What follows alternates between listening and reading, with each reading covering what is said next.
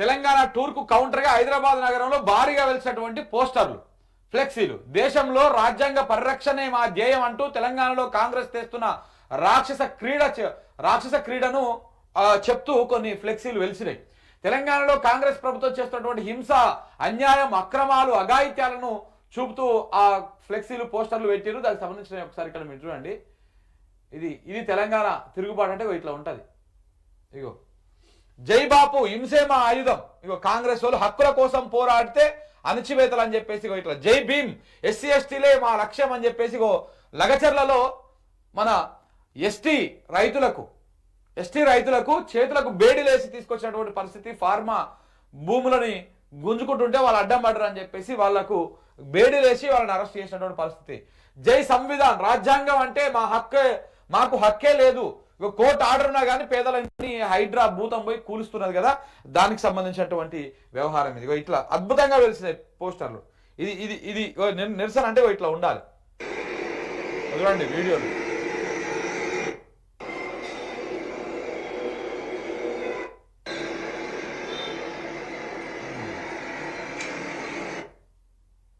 ఇంకో తెలంగాణ హైదరాబాద్ వ్యాప్తంగా ఎక్కడ పడితే అక్కడ బస్ స్టాండ్లల్లో, ఆ పెద్ద పెద్ద హోర్డింగ్లల్లో రాత్రే వెలిసినటువంటి పోస్టర్లు ఇవన్నీ కూడా.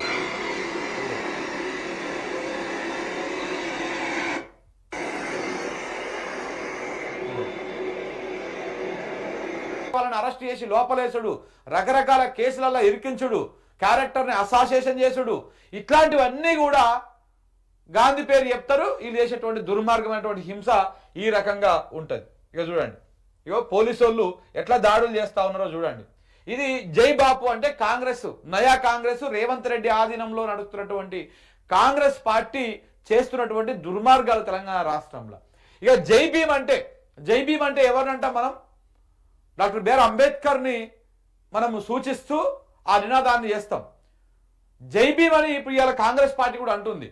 మరి కాంగ్రెస్ పార్టీ అంటున్నటువంటి జై భీమ్ ఉద్దేశం ఏందయ్యా అంటే ఇగో ఇట్లా ఎస్సీ ఎస్టీలే మా లక్ష్యం. మీరు చూడండి, ఫార్మా భూములని, లేకపోతే ఆ భూములని, ఈ భూములని, అయితే లంబాడి బిడ్డల భూములు గుంజుకోవాలి, లేకపోతే ఎస్టీ మన గిరిజనుల ఇబ్బందులు పెట్టాలి. గిరిజనులేమో అక్కడ ఏమైనా గుడిసెలు వేసుకుంటే ఆ గుడిసెలను కూలగొట్టాలి. మన సీతక్క కూలగొట్టాలి, పోయి ములుగుల సీతక్క పోలీసు వాళ్ళు, సీతక్క అధికార గణం అంతా పోయి కూలగొట్టాలి. ఇక లగచర్లలో అదే కథ, ఈ త్రిబుల్ పరిధిలో కూడా చాలా వరకు అదే కథ. సో ఈ రకంగా ఎంతసేపు ఉన్న దళిత మన గిరిజనులు, లంబాడి బిడ్డలు, వీళ్ళ భూములు, వీళ్ళని ఆగం చేసేటువంటి కార్యక్రమాలే చేస్తూ ఉంది ఈ ప్రభుత్వం అధికారంలోకి వచ్చినాక. జై భీమ్ అంటే కొత్త అర్థం చూపిస్తా ఉన్నారు వీళ్ళు. మళ్ళా పేరుకేమో జై భీమ్ అని చెప్పేసి అది చేస్తా ఉన్నారు. ఇంకోటి జై సంవిధాన్ అని చెప్పేసి ఇంకొక నినాదం తీసుకున్నారు. మరి ఇక్కడ ఇదేంటిది? మేము రాజ్యాంగాన్ని కాపాడుతాం, మోడీ రాజ్యాంగాన్ని మొత్తం మార్చుదామని చూస్తా ఉన్నాడు, రాజ్యాంగాన్ని తుంగలో దొక్కుతున్నాడు అని చెప్పేసి మన జాతీయ నాయకుడు, ప్రపంచ నాయకుడు రాహుల్ గాంధీ గారు ఏమంటారు? ఒక పుస్తకాన్ని చేతిలో పట్టుకొని, పుస్తకాన్ని చేతిలో పట్టుకొని ఈ రాజ్యాంగ పరిరక్షకులకు మేమే అని చెప్పేసి వాళ్ళు మాట్లాడతారు. కానీ తెలంగాణలో ఏం జరుగుతున్నది? జర్నలిస్టుల మీద దాడులు, మాట్లాడుతున్న మీద దాడులు. ఇంతకుముందు చూసాం కదా, నిరుద్యోగుల పక్షాన గొంతుగా వినిపిస్తున్నటువంటి నిరుద్యోగులను తీసుకుపోయి ఇవాళ స్టేషన్లో నిర్బంధించారు. దేనికోసం? నీ పార్టీ కార్యక్రమం కోసం, నీ పార్టీ కార్యక్రమానికి ఎక్కడ వాళ్ళు అడ్డం పడతారు అని చెప్పేసి వాళ్ళని తీసుకుపోయి నిర్బంధించారు. ఎంత దుర్మార్గం ఇది! వాళ్ళకు లేదా హక్కు? వాళ్ళకి రాజ్యాంగం కల్పించలేదా నిరసన చేయడానికి? వాళ్ళకు వాక్ స్వతంత్రం లేదా? వాళ్ళ వాయిస్ను నొక్కేస్తారా? ప్రాథమిక హక్కులని హరించేస్తారా? అన్నిటికీ సమాధానం చెప్పాలి కదా.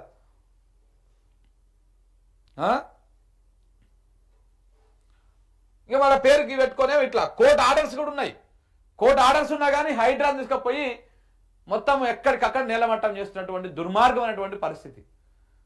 ఈ రాష్ట్రంలో హైడ్రా అనేది ఒక పెద్ద భూతం. ఆ భూతాన్ని సృష్టించినటువంటి రేవంత్ రెడ్డి గారు అంతకంటే పెద్ద భూతంగా తయారైపోయింది తెలంగాణ రాష్ట్రం పాలిట.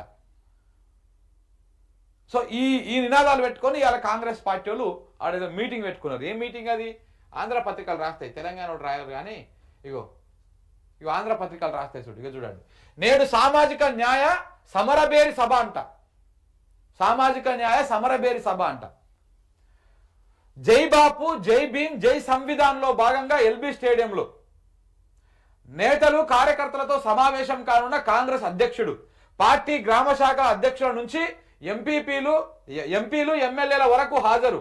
40,000 మందికి పైగా వచ్చే అవకాశం. ఇప్పటికే హైదరాబాద్ చేరుకున్న ఖర్గే స్వాగతం పలికిన ముఖ్యమంత్రి, మంత్రులు, పిసిసి నేతలు. నేడు పిఎస్సి టిపిసిసి విస్తృత కార్యవర్గ భేటీలు పాల్గొననున్నటువంటి ఖర్గే. ఇంకో ఇది అంటే సాయంత్రం దాకా ఆ పిఎస్సి సమావేశము లేకపోతే ఈ కార్యవర్గాలు జరుగుతాయి. సాయంత్రం పోయి ఆ ఎల్బీ స్టేడియంలోకి పోయి 4 నీతి వ్యాఖ్యలు చెప్పేసి తెలంగాణ రాష్ట్రంలో ఇలాంటి పరిపాలన సాగుతుందో దానికి పూర్తిగా కాంట్రాస్ట్గా చెప్పిపోతాడు ఆయన. చూడండి మీరు, ఏ దుర్మార్గాలు జరుగుతున్నాయో అదే దుర్మార్గాలు చెప్పిపోతాడు ఆయన. కాంగ్రెస్ పాలన అంటేనే, కాంగ్రెస్ అంటేనే ఒక విధ్వంసం, ఒక దుర్మార్గాలు, ఒక దారుణాలు అని చెప్పేసి గతంలో అంటుంటుండే. ఇగో అది అలా కళ్ళ గట్టినట్టు చూపిస్తా ఉన్నారు. అదే జరుగుతూ ఉంది ఇక్కడ.